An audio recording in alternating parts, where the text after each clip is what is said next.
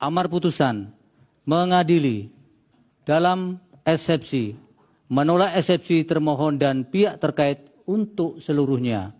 Dalam pokok permohonan, menolak permohonan pemohon untuk seluruhnya. Maka dalam hadis dikatakan hakim itu terbagi tiga. Al-qudatu salasatun. Hakim itu ada tiga. Satu masuk surga, yang dua masuk neraka.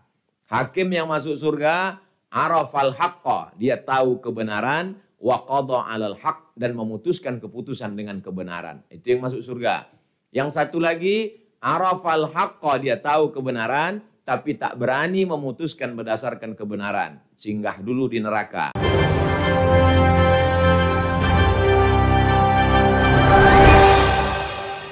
Assalamualaikum warahmatullahi wabarakatuh. Jadi hasil keputusan Mahkamah Konstitusi tentang sengketa Pilpres kemarin yang diputuskan oleh Hakim MK yaitu Soehartoyo mendapat banyak reaksi dan komentar serta perhatian dari masyarakat, di mana Hakim MK dinilai buta terhadap kebenaran. Nah, Hakim MK memutuskan sengketa Pilpres ini dinilai tidak adil, menutup mata terhadap fakta kecurangan.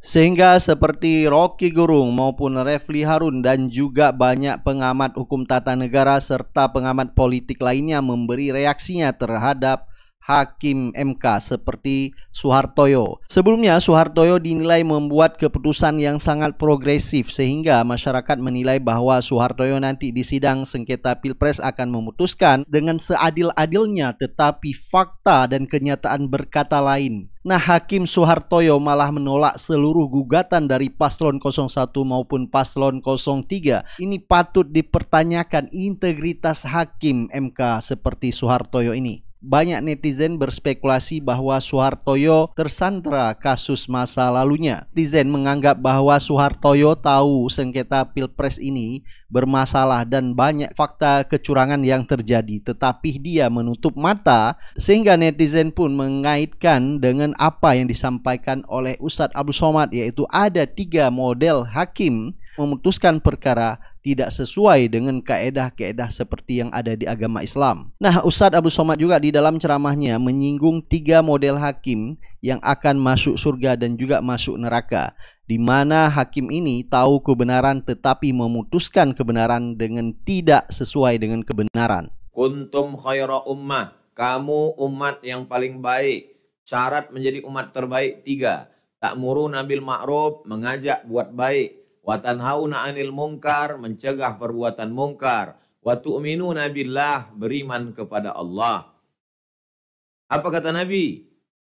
La ta'murunna bil ma'ruf, ajak orang buat baik. Wa la tanhauna 'anil munkar, larang orang buat mungkar. Kalau kamu diam melihat kemungkaran, la yusikanna ayyab'atsallahu 'alaikum iqaban. Allah akan mengirimkan hukuman. Ketika hukuman dikirimkan Allah, summa tad'unahu, kamu berdoa ramai-ramai, fala yustajabu lakum, doa kamu tak dikabulkan Allah Subhanahu wa taala. Lalu kemudian orang yang menyembunyikan kebenaran itu adalah kabura maqtan indallah. Mereka lah yang paling besar dimurkai Allah Subhanahu wa taala. Terkait dengan profesi kita masing-masing, maka semua bisa melakukan nahi mungkar. Polisi bisa, jaksa bisa, ustadz bisa, hakim lebih bisa untuk menegakkan kebenaran, untuk menghabiskan kemungkaran dengan kemampuannya masing-masing. Maka dalam hadis dikatakan hakim itu terbagi 3. Al-qudatu salasatun. Hakim itu ada 3. Satu masuk surga, yang 2 masuk neraka. Hakim yang masuk surga, arafal haqqa, dia tahu kebenaran, wa qadha 'alal haqq, dan memutuskan keputusan dengan kebenaran. Itu yang masuk surga. Yang satu lagi, arafal haqqa, dia tahu kebenaran tapi tak berani memutuskan berdasarkan kebenaran. Singgah dulu di neraka. Yang ketiga, dia tak tahu kebenaran dan diputuskannya tidak dengan kebenaran. Satu tempat juga dia di sana. Maka insya Allah yang ikut dan yang tak ikut yang ada di negeri ini, mudah-mudahan semuanya yang masuk surga termasuk level 1 semuanya insya Allah. Amin. Ya Rabbal Alamin. Kalau kamu melihat kemungkaran, manusia terbagi 3. Falyughayyirhu biyadih, robah dengan tangan, dengan kekuasaan. Kalau mampu. Kalau tak mampu, fabilisani, dengan lidah. Dengan lidah pun tak juga mampu. Fabiqalbih, dengan hati. Tapi yang dengan hati itu ada ujungnya. Wadzalika ad'aful iman. Itulah selemah-lemah iman. Kenapa ketika ingin rumah paling kokoh, mobil paling cepat, tapi ketika iman kenapa pilih paling lemah? Maka kita punya batas kemampuan. La yukallifullahu nafsan illa wus'aha. Mudah-mudahan kita terselamatkan dari azab, tidak menegakkan kebenaran, tidak menunjukkan kebatilan. Orang yang diam melihat kebatilan, kata Imam Abu Ali Ad-Daqqaq, yang dikutip oleh Imam An-Nawawi dalam kitab Al-Minhaj Syarah Sahih Muslim Ibn al-Hajjaj, as-sakitu anil haq, orang yang diam melihat kebenaran diinjak-injak, syaitanun ahras, setan bisu. Sudah setan bisu pula. Dia tahu kebenaran tetapi memutuskan keputusan tidak dengan kebenaran, ya. Artinya yang kita lihat di Mahkamah Konstitusi, dia tahu bahwa fakta kecurangan itu ada, tetapi dia memutuskan, dia menolak gugatan dari paslon 01 maupun paslon 03 pun hakim lainnya. Ada dua macam pemimpin. Yang pertama, dia dipilih oleh Allah Subhanahu wa taala karena memang dia baik, dia soleh dan Allah ridho kepadanya, dan dia benar-benar jujur, bersungguh-sungguh menegakkan keadilan bagi negerinya, bagi bangsanya dan rakyatnya. Tapi ada orang yang dia secara takdir memang dia menang, tetapi dia sendiri yang memaksakan kemenangan itu, memaksakan takdir itu dengan cara curang. Maka tentu kemenangan yang dia capai bukan yang Allah ridhoi, tetapi dia adalah seorang yang memang oleh Allah Subhanahu wa taala diistidraj. Nah, ini namanya istidraj. Bisanastadrijuhum min haitsu la ya'lamun. Sengaja oleh Allah dibiarkan dia menang dengan cara curang, tapi ingat bahwa itu maksudnya supaya dia semakin banyak dosanya, setelah itu Allah akan mengadabnya. Itu seperti itu. Seperti seorang yang misalnya dia kaya. Ada dua macam orang kaya. Ada yang kaya dengan cara halal dan itu Allah ridho kepadanya. Ada orang kaya kedua dengan cara haram, dengan cara korupsi, dengan cara riba dan sebagainya. Secara takdir, benar Allah takdirkan dia kaya, tapi itu istidrojan, sebagai istidraj.